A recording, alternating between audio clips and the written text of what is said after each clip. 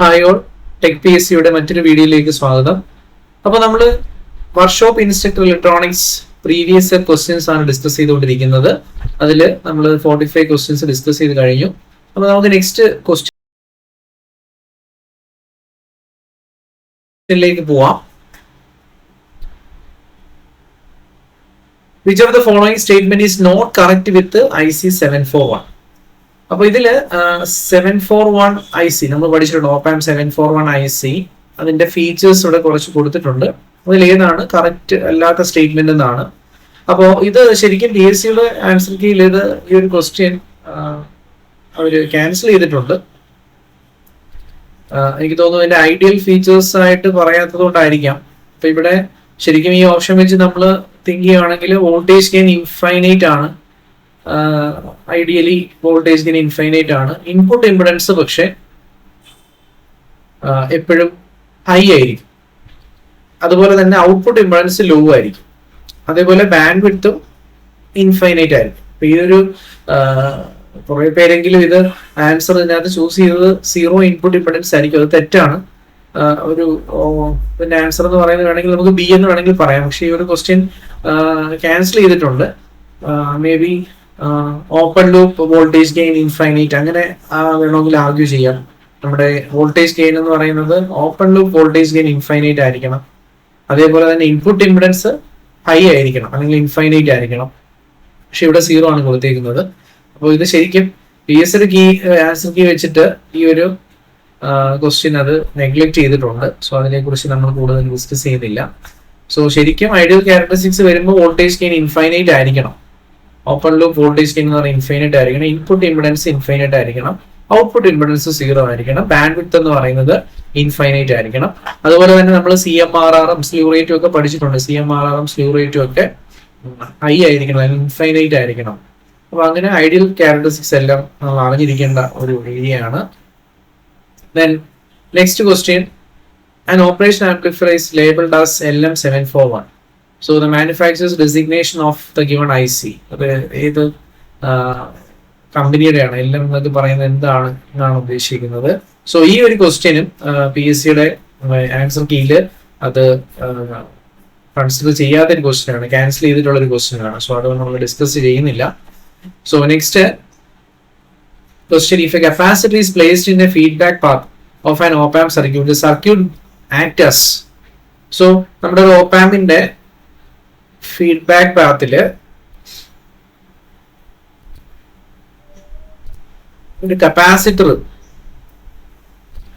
Include ചെയ്യുവാണെങ്കിൽ ഒരു inverting amplifier, അപ്പൊ ഇതിന്റെ ആ ഒരു ഫീഡ്ബാക്കില് ഒരു കപ്പാസിറ്റർ ആണ് ഇൻക്ലൂഡ് ചെയ്യുന്നതെങ്കിൽ ഇത് എന്ത് സർക്യൂട്ട് ആയിരിക്കും എന്നുള്ളതാണ്.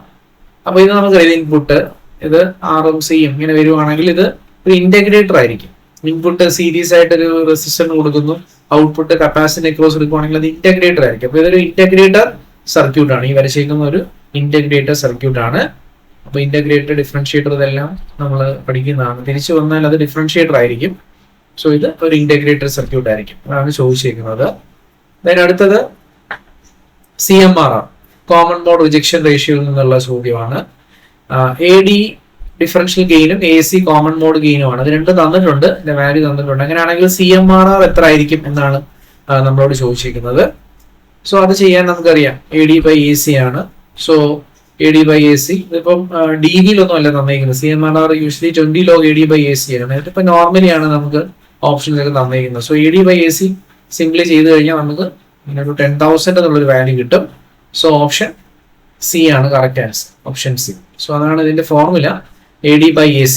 അപ്പൊ ഇതിന് മറ്റൊരു ഫോർമുല കൂടി ഉണ്ട്, 20 log AD/AC ഡിഫറൻഷ്യൽ CMRR ഉണ്ട്. അത് DBയിൽ എക്സ്പ്രസ് ചെയ്യുമ്പോഴാണ്. DBയിൽ എക്സ്പ്രസ് ചെയ്യുമ്പോൾ നമുക്ക് ഇങ്ങനെ പറയാം. ഇതിപ്പോ നോർമലി AD/AC വെച്ചിട്ടാണ് ഈ CMRR കാൽക്കുലേറ്റ് ചെയ്തേക്കുന്നത്. then അടുത്തത്, common mode voltage gain of a differential amplifier is equal to RC divided by. അപ്പോൾ CMRRന്റെ ഇക്വേഷൻ നമ്മൾ ഡിറൈവ് ചെയ്തെടുക്കുന്നതാണ് ഡിഫറൻഷ്യൽ ആംപ്ലിഫയറിൻ്റെത്. സോ ഇതിനകത്ത് ഏത് ഓപ്ഷനാണ് വരുന്നത്? 2 into RE ആണ്. RE എന്ന് പറയുമ്പോൾ എമിറ്റർ റെസിസ്റ്റൻസ് ആണ്. സോ ഓപ്ഷൻ D ആണ് correct. Okay, RC by 2RE. അതാണ് കോമൺ മോഡ് ഗെയിനിന്റെ ഡിനോമിനേറ്റർ 2RE ആയിട്ട് വരും. സോ ഇത് നമ്മൾ ഡിറൈവ് ചെയ്തെടുക്കുന്ന ഒരു ഫോർമുലയാണ്. അത് പഠിക്കേണ്ട, നമ്മൾ പഠിച്ചിട്ടുള്ള ഒരു ഫോർമുലയാണ് കോമൺ മോഡ് വോൾട്ടേജ് ഗെയിൻ്റെത്. കോമൺ മോഡ് ഗെയിൻ കണ്ടുപിടിക്കുന്ന ഫോർമുല RC/2RE ആണ്. സോ ഓപ്ഷൻ ഡി ആണ് കറക്റ്റ് ആൻസർ. നെക്സ്റ്റ് വീണ്ടും ഓപ്പ് ആംപി എന്നുള്ള ക്വസ്റ്റ്യൻ തന്നെയാണ്. With a gain of operational amplifier with a gain of -10 and input resistance RI = 10 kilo and feedback resistance RF എത്ര ആയിരിക്കും? ഇതാണ് നമ്മളോട് ചോദിച്ചിരിക്കുന്നത്.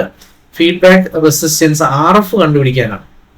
ഓക്കെ, അപ്പൊ അത് ഡിറ്റർമിൻ ചെയ്യുന്നത് നമുക്ക് എന്തൊരു എന്താണ്, ഗെയിൻ ഓഫ് -10 എന്ന് പറയുമ്പോൾ ഇൻവേർട്ടിംഗ് ആംപ്ലിഫയർ ആണ്. ഗെയിൻ തന്നിരിക്കുന്നത് -10 ആണ്. സോ വോൾട്ടേജ് ഗെയിൻ -10 എന്ന് പറഞ്ഞാൽ ഇത് ഇൻവേർട്ടിംഗ് ആംപ്ലിഫയർ ആണ്. So -RF/R1 = -10. അപ്പൊ നമുക്ക് R1 തന്നിട്ടുണ്ട്, RF കണ്ടുപിടിക്കണം. അതാണ് ഇവിടെ ചെയ്തേക്കുന്നത്, -RF/R1. അപ്പോൾ ഇത് നമുക്ക് 100 കിലോ ഓം എന്ന് കിട്ടും. ഇവിടെ RF കണ്ടുപിടിച്ചാൽ പോരെ. RF = R1 × 10 ചെയ്താൽ മതി. R1 എന്ന് പറയുന്നത് 10 കിലോ ഓം ആണ്. സോ 10 കിലോ ഓം × 10 ഇത്രയും കിലോ ഓം, അതായത് 100 കിലോ ഓം. ഓപ്ഷൻ എ ആണ്. സോ ഈ രീതിയിലാണ് ഇത് ചെയ്യേണ്ടത്. സിമ്പിൾ ക്വസ്റ്റ്യൻ ആണ്.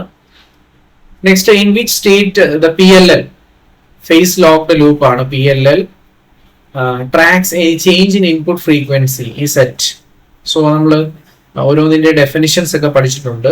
PLL-നകത്ത് capture range, pull in time, lock range ഒക്കെ എന്താണെന്നുള്ളത്. അത് വെച്ചിട്ടാണ് ഈ ഒരു ചോദ്യം ചോദിച്ചിരിക്കുന്നത്. PLL tracks any change in input frequency, tracking ആണ് ചോദിച്ചിരിക്കുന്നത്. So PLL tracks any change in input frequency at, അത് ഓപ്ഷൻ ഡി ആണ്. ലോക്ക് റേഞ്ച് ആണ്. ഓപ്ഷൻ ഡി ആണ്. So lock range is the range of frequency over which PLL can track the changes in input frequency while remaining low. So അതാണ് ഒരു lock റേഞ്ചിന്റെ definition. Capture range, lock range ഇതെല്ലാം പഠിക്കേണ്ടതാണ്. മുമ്പുള്ളൊരു ശരിക്കും lock ആവുന്നതിന് മുമ്പുള്ള ഒരു സ്റ്റേജിനെയാണ് capture range എന്ന് പറയുന്നത്. സോ അത് നോക്കണം. ദെൻ നെക്സ്റ്റ് ക്വസ്റ്റ്യൻ 555 എന്നാണ്. അതും ഓപ്പറേഷൻ ആംപ്ലിഫയർ ബേസ് ചെയ്തിട്ടുള്ളതാണ്. 555 എന്ന്. So which of the following statement is correct for 555 IC timers? അതാണ് ചോദിച്ചിരിക്കുന്നത്. 555 ടൈമറുമായിട്ട് റിലേറ്റ് ചെയ്തിട്ട് ഉള്ള കറക്റ്റ് സ്റ്റേറ്റ്മെന്റ് ഏതാണ്? So it operates in single mode, then 2 mode, 3 mode or 4 mode. അങ്ങനത്തെ ഏതാണ് കറക്റ്റ് സ്റ്റേറ്റ്മെന്റ് എന്നുള്ളതാണ് 555 ടൈമർ. ഇത് 2 മോഡ് ഓഫ് ഓപ്പറേഷൻ ആണ്. ഇറ്റ് ഓപ്പറേറ്റ്സ് ഇൻ 2 മോഡ്സ് ആണ്. സോ 555 ഓപ്പറേറ്റ് ഇൻ, ശരിക്കും അത് 555 ടൈമറിന്റെ മോഡ് ഓഫ് ഓപ്പറേഷൻ പറയുമ്പോൾ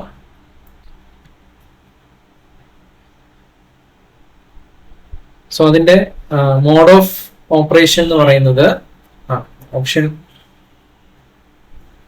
ശരിക്കും അതിന്റെ മോഡ് ഓഫ് ഓപ്പറേഷൻ എന്ന് പറയുന്നത് 3 മോഡിൽ ഓപ്പറേറ്റ് ചെയ്യുമല്ലോ. 3 മോഡ്, അതായത് monostable, astable and bistable mode. So ഇവിടെ കറക്റ്റ് സ്റ്റേറ്റ്മെന്റ് എന്ന് പറയുന്നത് ഓപ്ഷൻ നമ്മുടെ 3 ആണ് കേട്ടോ. 3 ആണ്. ഇറ്റ് ഓപ്പറേറ്റ്സ് ഇൻ, ഇതല്ല കറക്റ്റ് സ്റ്റേറ്റ്മെന്റ്, 2 അല്ല 3. സോ ഇതാണ് correct statement. It operates in 3 modes. അപ്പോൾ അത് നമ്മുടെ ഓപ്ഷനിൽ വരുമ്പോൾ ബി ആണ്. ഓൺലി 3 ആണ്, ബാക്കിയൊന്നുമല്ല. സോ 3 മോഡ് ഓഫ് ഓപ്പറേഷൻ ഉണ്ട്. നമ്മൾ പഠിക്കുന്നതിന്റെ ക്ലാസിഫിക്കേഷൻ അസ്റ്റേബിൾ, മോണോസ്റ്റേബിൾ, ബൈസ്റ്റേബിൾ അങ്ങനെയാണ് പറയുന്നത്. സോ 3 മോഡ് ഓഫ് ഓപ്പറേഷൻ ആണ് 555 വരുന്നത്. ഇപ്പൊ 555ന്റെ ഫങ്ഷണൽ ഡയഗ്രവും സ്റ്റേബിൾ, മോണോസ്റ്റേബിൾ തമ്മിലുള്ള ഡിഫറൻസ്, ഇതൊക്കെ ചോദ്യങ്ങൾ വരാൻ സാധ്യതയുള്ള ഏരിയാസ് ആണ്. Then next question, which instrument is used to amplify the output signal of a transducer? So ഈ ഒരു ക്വസ്റ്റ്യന് അത് ശരിക്കും ഇൻസ്ട്രുമെന്റേഷൻ ആംപ്ലിഫയർ ബേസ് ചെയ്തിട്ട് ചോദിക്കാൻ ഉദ്ദേശിച്ചതാണ്. പക്ഷെ ഇതിനകത്തും മൾട്ടിപ്പിൾ ആൻസേഴ്സ് വരുന്നത് കാരണം ഈ ക്വസ്റ്റ്യൻസും അത് ഓപ്റ്റ് ഔട്ട് ചെയ്തിട്ടുണ്ട്.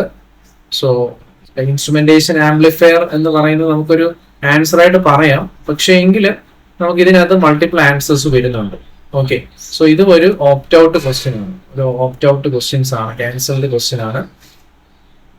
സോ നമുക്ക് അതിനകത്ത് ഡിഫറൻഷ്യൽ ആംപ്ലിഫയർ ഒക്കെ നമുക്കത് പറയാൻ പറ്റും. കാരണം ഇൻസ്ട്രുമെന്റേഷൻ ആംപ്ലിഫയേഴ്സും ജനറലി അത് ആ ഒരു ഏരിയ അല്ലെങ്കിൽ ആപ്ലിക്കേഷൻ റിലേറ്റ് ചെയ്തിട്ടുള്ള ചോദ്യം തന്നെ ആയിരുന്നു. പക്ഷെ ഇതും ഒരു ഓപ്റ്റ് ക്വസ്റ്റ്യൻ ആണ്. ദെൻ അടുത്തത് ഒരു R2R ladder DAC, typical value of R, അതിന്റെ റേഞ്ച് ആണ് ചോദിച്ചിരിക്കുന്നത്. അത് 2.5 kilo ohm to 10 kilo ohm ആണ് അതിന്റെ ടിപ്പിക്കൽ റേഞ്ച് എന്ന് പറയുന്നത് for practical DAC implementation. R2R ladder ഡാക്കിന്റെ ടിപ്പിക്കൽ റേഞ്ച് പറയുന്നത് 2.5 kilo ohm to 10 kilo ohm ആണ്. Then, which of the following oscillator can be used for very high stability of frequency if required? So, high stability of frequency അവിടെ ഉപയോഗിക്കുന്ന ഏത്, അത് നമുക്ക് അറിയാവുന്നതാണ്. Crystal oscillator ആണ് highly stable ആയിട്ടുള്ള ഒരു oscillator. So high stability of frequency ആവശ്യമായിട്ടുള്ള സമയത്ത് നമ്മൾ ഉപയോഗിക്കുന്നത് ക്രിസ്റ്റൽ ഓസിലേറ്റർ ആണ്. ഓപ്ഷൻ ഡി ആണ് കറക്റ്റ് ആൻസർ.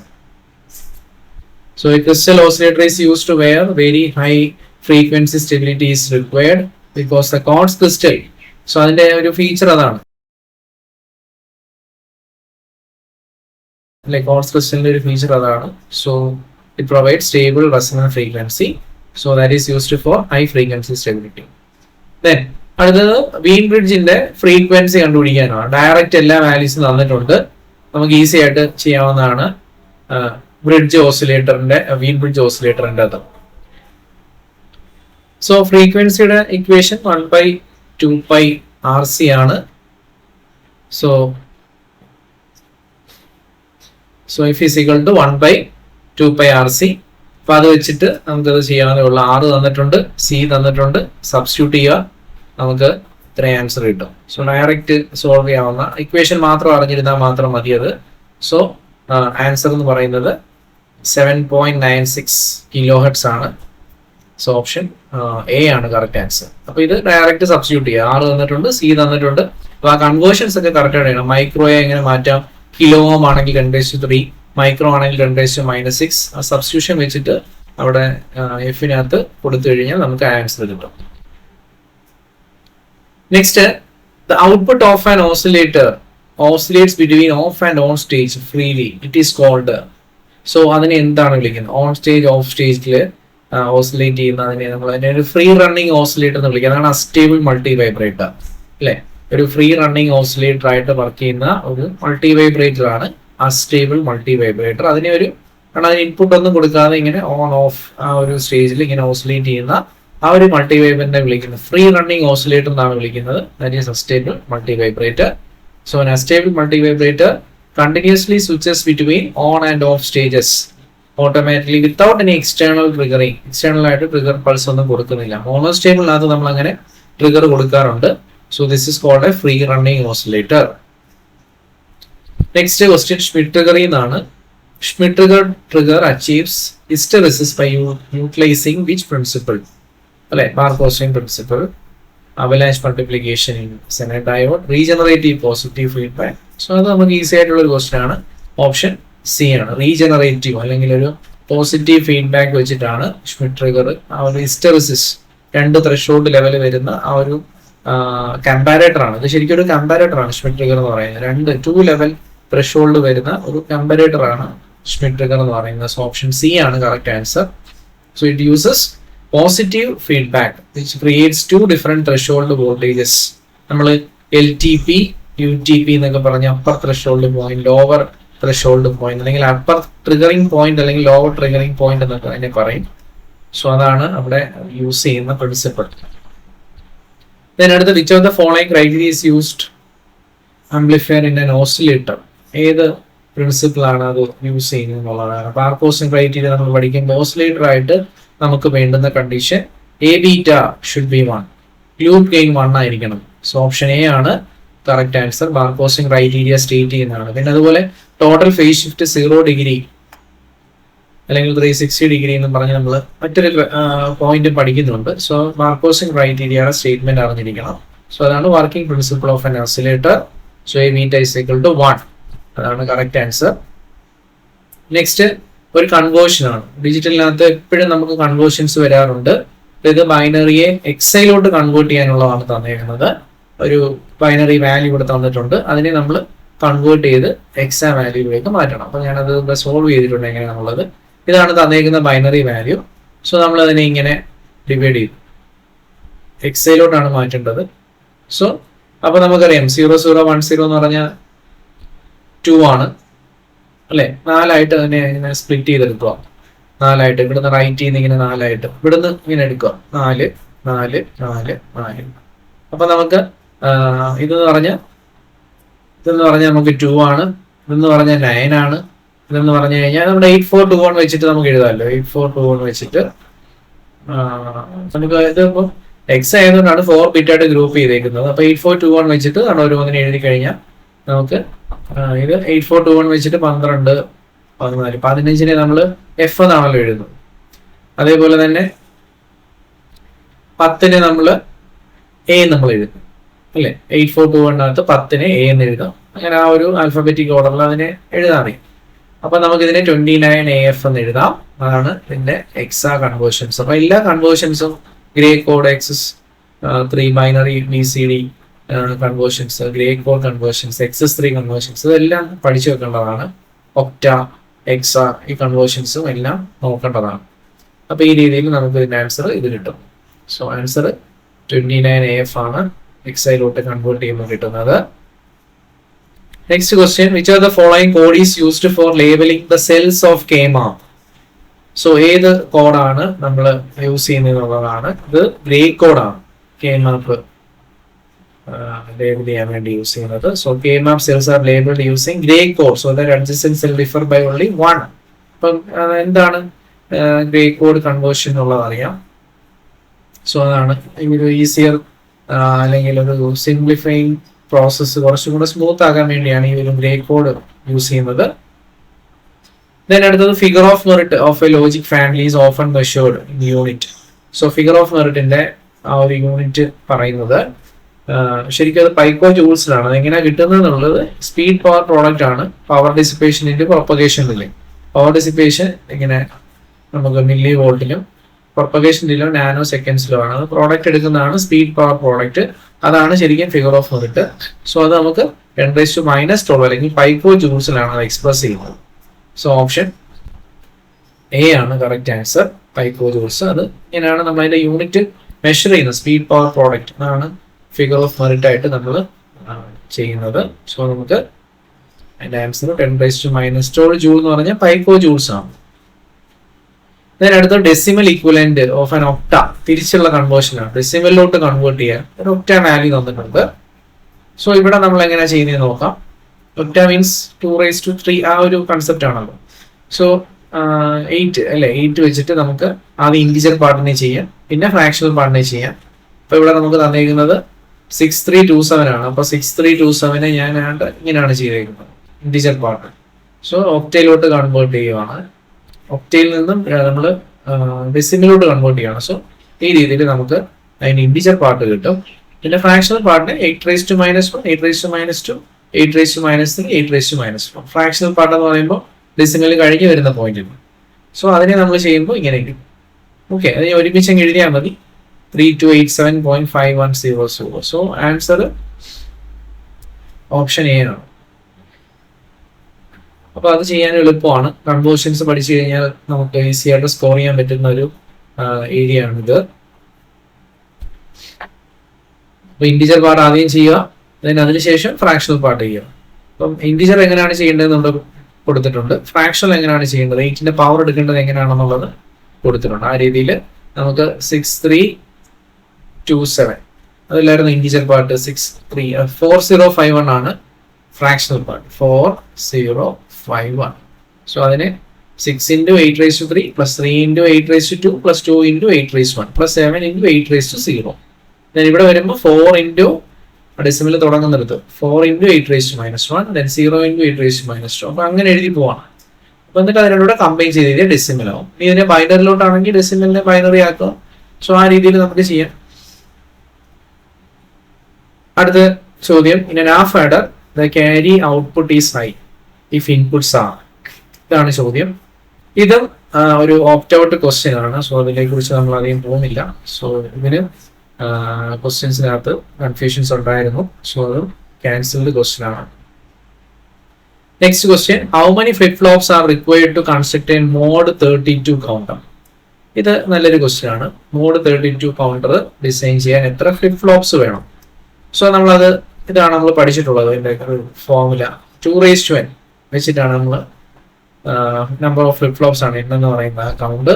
അപ്പോൾ ഇവിടെ 2:32 വന്നു കഴിഞ്ഞാൽ നമുക്കറിയാം n എത്രയാണ് 5 വേണം, 5 ഫ്ലിപ്പ് ഫ്ലോപ്സ് മതി. സോ ഓപ്ഷൻ ഡി ആണ് കറക്റ്റ് ആൻസർ. അപ്പൊ ആ ഒരു മോഡ് കണ്ടുപിടിക്കുന്ന വാല്യൂ ഇതാണ് 2:n equal to mode number. ഇവിടെ തന്നിട്ടുണ്ട് 32, സോ 5 ആയിരിക്കും. Next question, the minimum number of 2 input and NAND gate required implementing a 2 input XOR gate. So XOR gate implement ചെയ്യാൻ NAND NOR using നമ്മൾ implementation പഠിച്ചിട്ടുണ്ട്, universal Gates വെച്ചിട്ടുള്ള implementation. അപ്പൊ എത്ര Gates വേണമെന്നുള്ളതാണ്. So ഇതിന്റെ ആൻസർ വരച്ചു നോക്കിയാൽ നമുക്ക് കിട്ടാവുന്നേ ഉള്ളൂ. സോ ഇതിന്റെ ആൻസർ ബി 4 ആണ്. 4 NAND ഗേറ്റ്സ് വെച്ചിട്ട് നമുക്ക് അത് ഇംപ്ലിമെന്റ് ചെയ്യാൻ പറ്റും. സോ ബി ആണ് answer. So it needs 4 2 input NAND gates. Next, 8051 architecture base ചെയ്തിട്ടുള്ള കറക്റ്റ് സ്റ്റേറ്റ്മെന്റ് ഏതാണെന്നാണ് ചോദിച്ചിരിക്കുന്നത്. DPTR, PC, CPU, PSW, SP ഇതിന്റെയൊക്കെ എത്ര ബിറ്റ് ആണെന്നുള്ളത് തന്നിട്ടുണ്ട്. അപ്പൊ അതിന്റെ ആ ഒരു ഫീച്ചറും കാര്യങ്ങളൊക്കെ പഠിക്കുവാണെങ്കിൽ ഇത് കിട്ടും. സോ ഇതിന്റെ ആൻസർ എന്ന് പറയുന്നത് ഡി ആണ്. DPTR 16 bit, PC 16 bit, CPU 8 bit, PSW 8 bit, SP 8 bit. So ആ ഒരു കറക്റ്റ് സ്റ്റേറ്റ്മെന്റ് ആണ് ആർക്കിടെക്ചർ ബേസ് ചെയ്ത് ചോദിച്ചിരിക്കുന്നത്. സോ ഒരു program data point, DPTR, program counter, PC, CPU അതിന്റെ എല്ലാ ബിറ്റ് തന്നിട്ടുണ്ട്. അതിനകത്ത് കറക്റ്റ് ആയിട്ടുള്ളത് നോക്കി ആൻസർ ചെയ്യാനാണ്. Then after reset SP register is initialized to address, ഏത് പോയിന്റിലേക്കായിരിക്കും അത് അഡ്രസ് ചെയ്യുന്നത് എന്നുള്ളതാണ് ചോദിച്ചിരിക്കുന്നത്. SP register. സോ അത് 7H ആണ്. 8051 microcontroller after reset operation stack point is initialized to 07H. So option C ആണ് correct answer. Then which among the following is not a feature of RAM? റാമിന്റെ features അല്ലാത്തത് ഏതൊക്കെയാണ്? RAM. So RAM ROM comparison, volatile ഏതാണ്, non വോളറ്റിൽ ഏതാണ്, ആ features എല്ലാം പഠിക്കുക. So ഇതിനകത്ത് correct feature not a feature ചോദിച്ചിരിക്കുന്നത് അത് നമ്മുടെ ഓപ്ഷൻ സി ആണ്. Data remains even after power supply is not present, അത് തെറ്റാണ്. സോ അത് കറക്റ്റ് ഫീച്ചർ അല്ല. സോ ആൻസർ സി ആണ് correct answer. Random access is a volatile memory. Memory data is lost when power is switched off. Statement C is not a feature of RAM. അതാണ് നമ്മൾ പറഞ്ഞത്. ഇനി വീണ്ടും റോമിൽ നിന്നാണ് ചോദ്യം. റോം എന്ത് മെമ്മറിയാണ് അതാണ് ചോദിച്ചിരിക്കുന്നത്. റോം ഏത് ടൈപ്പ് ഓഫ് മെമ്മറിയാണ്? റോം നോൺ വോളറ്റൈൽ ആണ്. റാം ആണ് വോളറ്റൈൽ, ഇത് നോൺ വോളറ്റൈൽ ആണ്, പെർമനന്റ്ലി സ്റ്റോറേജ് മെമ്മറിയാണ്. സോ ഓപ്ഷൻ ബി ആണ് correct answer. ROM is non-volatile and permanent.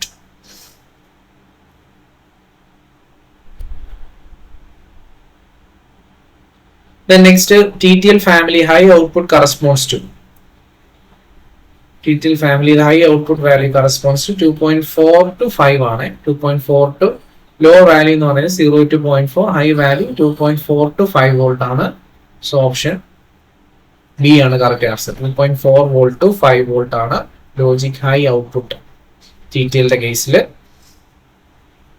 The next question, which TTL family offers lowest power and fastest operation? Lowest power and fastest operation തരുന്നത് ഏതാണ്? which TTL family ആണ്? low power Schottky TTL. So transistor logic ആണ് TTL. So TTL ഫാമിലിയിലെ ഏറ്റവും lowest power and fastest operation വരുന്നത് TTL ഫാമിലിയിലെ low power Schottky TTL ആണ്. So transistor logic. Okay, ഇതിന്റെ ഫീച്ചേഴ്സ് കൊടുത്തിട്ടുണ്ട്. Power dissipation, fast switching speed ഒക്കെയാണ് Schottky, ലോ പവർ Schottky TTLയുടെ. ഇതില് TTI അല്ല, TTL ആയിട്ടാണ്. TTL ആണ് ട്രാൻസിസ്റ്റർ ലോജിക് ആണ്.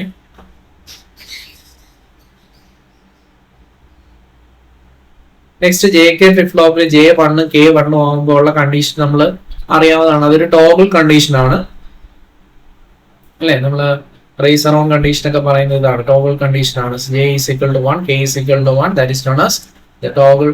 J equal to 1, K equal to 0 set, then അടുത്ത reset, then no change, then K is equal to 1. അതാണ് toggle condition. The next question, which of the following memories uses one transistor and one capacitor as a basic memory unit? DRAM ആണോ SRAM ആണോ? അപ്പോൾ അതിൽ നമ്മുടെ answer എന്ന് പറയുന്നത് 1 capacitor 1 transistor DRAM ആണ്. Option A ആണ്. ഓക്കെ, SRAM-നകത്തൊക്കെ ടിപ്പിക്കലി 6 ട്രാൻസിസ്റ്റേഴ്സ് ഒക്കെ വെച്ചിട്ടുള്ള സർക്യൂട്ട്സ് ഉണ്ട്. സോ SRAM ആണ് 6 ട്രാൻസിസ്റ്റർ SRAM ഒക്കെ പഠിക്കുന്നുണ്ട്. സോ 1 ട്രാൻസിസ്റ്റർ 1 കപ്പാസിറ്റർ DRAM ആണ്. Then നെക്സ്റ്റ് നമ്മുടെ TV ബേസ് ചെയ്തിട്ടുള്ള ചോദ്യമാണ്. In vidicon camera tube the material which is coated on the very thin metallic film called the signal plate is of dash nature. എന്ത് nature ആണെന്നാണ് ചോദിച്ചിരിക്കുന്നത്. Photo resistive ആണോ, photo conductive ആണോ, അതോ photo acoustic ആണോ, transitive ആണോ? So answer option B ആണ്, photo conductive ആണ്. So the Vidicon camera tube uses a thin signal plate coated with the photoconductivity material. So അതിന്റെ ആ ഒരു നേച്ചർ കാരണം ഉണ്ടാകുന്ന ഫീച്ചേഴ്സും ചേഞ്ചസും ഒക്കെയാണ് മെൻഷൻ ചെയ്തിരിക്കുന്നത്. ഫോട്ടോ കണ്ടക്ടിവിറ്റി ആണ്. An example for audio file format. ഇതും ഒരു ഓപ്റ്റ് ഔട്ട് ക്വസ്റ്റ്യൻ ആണ്. കറക്റ്റ് ഓഡിയോ ഫയൽ ഫോർമാറ്റ് രീതിയിലാണ് ക്വസ്റ്റ്യൻ ചോദിച്ചിരിക്കുന്നത്. പക്ഷെ എക്സാമ്പിൾ കൊടുത്തേക്കുന്ന ഓപ്ഷൻസ് വെച്ചിട്ട് മാച്ച് ആവുന്നില്ല. സോ അതും ഒരു ക്യാൻസൽഡ് ക്വസ്റ്റ്യൻ ആണ്. Next, the woofer system that is used only in the lower part of the audio spectrum is known as. അതിനെ നമ്മൾ സബ് വൂഫർ എന്നാണ് വിളിക്കുന്നത്. The woofer system that is used only in the lower part of the audio spectrum, that is known as subwoofer. Option C ആണ് correct answer. So subwoofer is a woofer system specially designed in the lower part of the audio frequency spectrum, such as bass, sound, bass sounds. അതിനെയൊക്കെയാണ് നമ്മൾ lower പാർട്ടിൽ use ചെയ്യുന്നതിനെ sub woofer എന്നാണ് വിളിക്കുന്നത്. Next, in a DVD recording and playback is done by. DVD recording and playback is done by എങ്ങനെയാണ് ചെയ്യുന്നതാണ് ചോദിച്ചിരിക്കുന്നത്. By using a laser mechanism, a laser beam for both recording and playback. So option A ആണ്. Laser beam for DVD uses laser beam for both recording and playback. So a low power laser reads the data while high power laser is used to for during recording. So അതെങ്ങനെയാണ് ചെയ്യുന്നതെന്നുള്ളത് അവിടെ mention ചെയ്തിട്ടുണ്ട്. Laser beam use ചെയ്തിട്ടുള്ള ഒരു മെത്തേഡാണ് അവിടെ DVD-ക്കകത്ത് follow ചെയ്യുന്നത്. So option A ആണ് correct answer. Next, in TV transmission, separation of sync pulses from the composite video waveform is done by. So, ഇത് ക്യാൻസൽഡ് ക്വസ്റ്റ്യൻ ആണ്. ഇവിടെ നമുക്ക് ഈ ഡിഫറൻഷിയേറ്ററും ക്ലിപ്പറും ഇതിനകത്തൊരു കൺഫ്യൂഷൻ വരുന്നതുകൊണ്ടാണ് ഓപ്ഷൻസിനകത്ത്. സോ ഇതും ഒരു ഓപ്റ്റ് ഔട്ട് ക്വസ്റ്റ്യൻ ആണ്. സോ ഇവിടെ മൾട്ടിപ്പിൾ ആൻസേഴ്സ് ആയിട്ട് വരുന്നുണ്ട്. ഡിഫറൻഷിയേറ്റർ സർക്യൂട്ടും ക്ലിപ്പർ സർക്യൂട്ടും ഒരു ആൻസർ ആയിട്ട് നമുക്ക് പറയാം. ക്ലിപ്പറാണ് കൂടുതൽ ആക്യുറേറ്റ് എങ്കിൽ ഇത് രണ്ടും നമുക്ക് അതുമായിട്ട് റിലേറ്റ് ചെയ്തിട്ട് പറയാൻ പറ്റും. സോ അതും ക്യാൻസൽഡ് ക്വസ്റ്റ്യൻ ആണ്. Next question, the modulation process in which carrier wave is continuous in nature is known as.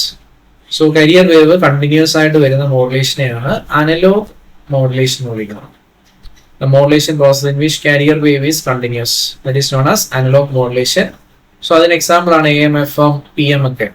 So analogue modulation uses carrier wave that is continuous in nature. Examples AM, FM and PM. So continuous നേച്ചറിലുള്ളത് അതാണ്. Next, amplitude modulation radio broadcast, the maximum modulating signal frequency used. Maximum frequency used 5 kHz ആണ്.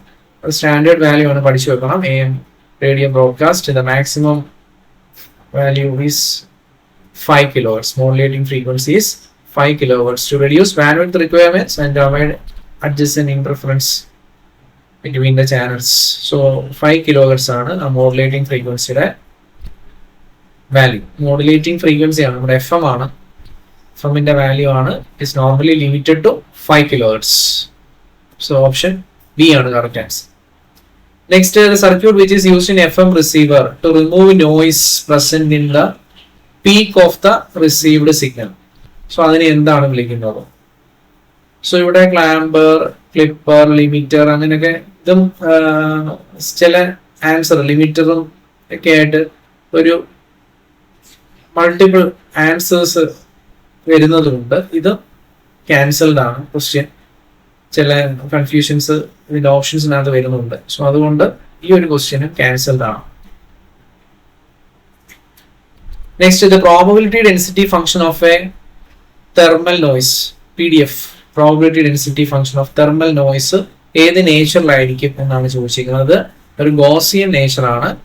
So ഒരു Gaussian noise ആണ്. Thermal noise is also known as Gaussian noise. So thermal noise follows A Gaussian distribution probability density function because a random motion of electron produces noise with a normal distribution of amplitude. So അതിനൊരു Gaussian distribution ആണ്. അതുകൊണ്ട് white Gaussian noise എന്നൊക്കെ അതിനെ thermal നോയ്സിനെ വിളിക്കാറുണ്ട്.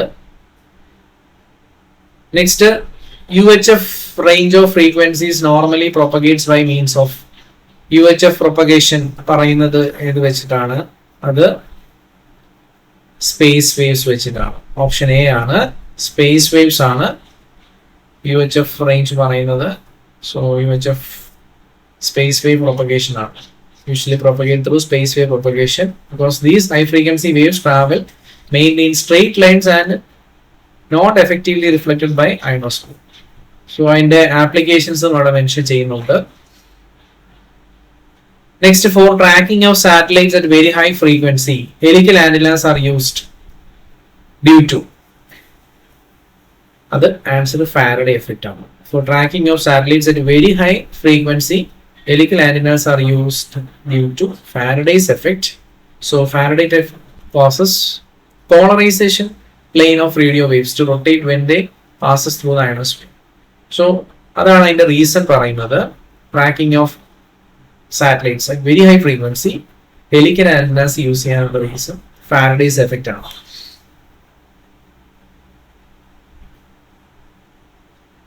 അടുത്തത് QPSK, നമ്മൾ quadrature phase shift scheme പഠിക്കുന്നതാണ്. This a modulation scheme where each symbol consist of.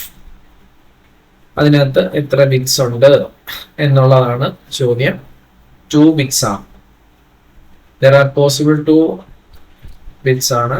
So log 2 to the base 4 അതാണ് ഫോർമുല. 4 ക്വാർട്ടറൈസർ അല്ലേ. സോ 2 ബിറ്റ്സ് ആണ്. ഓപ്ഷൻ ബി ആണ് correct answer, 2 bits. Next, the method used for demodulating FM. FM demodulation method ഏതാണെന്നാണ് ചോദിച്ചിരിക്കുന്നത്. Phase discrimination ആണ്. Option D നമുക്കറിയാവുന്നതാണ്. Phase discrimination method ആണ്. Envelope ഒക്കെ എമ്മിന്റെ ആണ്. സോ FM വേവിനെ ഡീമോഡുലേറ്റ് ചെയ്യാനുള്ള മെത്തേഡ് ഫേസ് ഡിസ്ക്രിമിനേഷൻ മെത്തേഡ് ആണ്. Using phase discrimination method that is used ratio detector circuits ഒക്കെ നമ്മൾ യൂസ് ചെയ്യാറുണ്ട്. FM demodulation methods.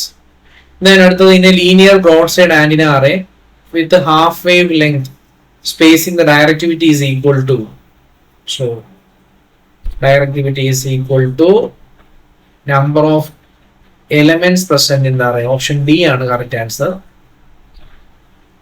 So in broadside antenna array with the half wavelength spacing തന്നിട്ടുണ്ട്. Directivity എങ്ങനെ ആയിരിക്കും എന്നാണ് ചോദിച്ചിരിക്കുന്നത്. It is equal to number of elements in the array. അതാണ് answer. Directivity is equal to number of elements present in the array. Wave spacing, wavelength spacing lambda by 2 പറയുന്നുണ്ട്. So directivity എന്ന് പറയുന്നത് number of elements ആയിട്ട് equal ആയിരിക്കും. Next, which one of the following is the mode of propagation used in high frequency antenna? High frequency antenna use ചെയ്തിരിക്കുന്ന mode of propagation ionospheric ആണ്. So ionospheric propagation is commonly used for high frequency communication. In the frequency range 3 to 30 megahertz ആണ്. So option വരുന്നത് option A ആണ്. Mode of propagation used in high frequency antenna, option A. Next PAM, pulse amplitude മോഡുലേഷന്റെ demodulation ആണ് ചോദിച്ചിരിക്കുന്നത്. Pulse PAM signal is detected using. എങ്ങനെയാണ് അത് ഡീമോഡുലേറ്റ് ചെയ്യുന്നത്? അതിന്റെ ആൻസർ ലോ പാസ് ഫിൽട്ടർ ആണ്. സിമ്പിൾ ക്വസ്റ്റ്യൻ ആണ്. PAM signal is demodulated using low pass filter. Pulse amplitude modulation ആണ് പി എം എന്ന് വെച്ച് കഴിഞ്ഞാൽ. P M, P P M, P W M ഇതെല്ലാം നമ്മൾ പഠിക്കുന്നതാണ്. അതിന്റെ ഡീമോഡുലേഷൻ മോഡുലേഷൻ മെത്തേഡ്സ് ഒക്കെ ഇമ്പോർട്ടൻ്റ് ആണ്. So low pass filter use ചെയ്തിട്ടാണ് നമ്മൾ അതിനകത്ത് ഡീമോഡുലേഷൻ ചെയ്യുന്നത്. Next antenna parameter beam width indicates. Antenna base ചെയ്തിട്ടുള്ള ചോദ്യമാണ്. Antenna parameter beam width indicates directivity ആണ്. ഓപ്ഷൻ സി ആണ്. So antenna beam width, the beam width indicates the directivity of the antenna. A narrow bandwidth means higher directivity and better focusing of radiated power. So beam width directivity ആണ് related.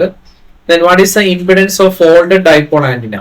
Folded dipole antenna impedance പറയുന്നത് 300 ohm approximately നമുക്ക് പറയാം. Folded dipole antenna 300 ohm ആണ്. Standard half wave dipole antenna approximately 73 ohm ആണ്. അത് രണ്ടും അറിഞ്ഞിരിക്കണം.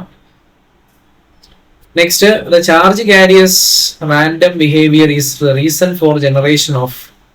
അത് ഏത് നോയ്സ് ആണ്? The random motion short noise ആണ്. The charge carriers random behaviour is the reason for generation of short noise. So short noise is produced due to the random motion or arrival of charge carriers. It is commonly observed in semiconductor devices and vacuum tubes. So ഇവിടെ answer വരുന്നത് option A ആണ്, short noise ആണ്.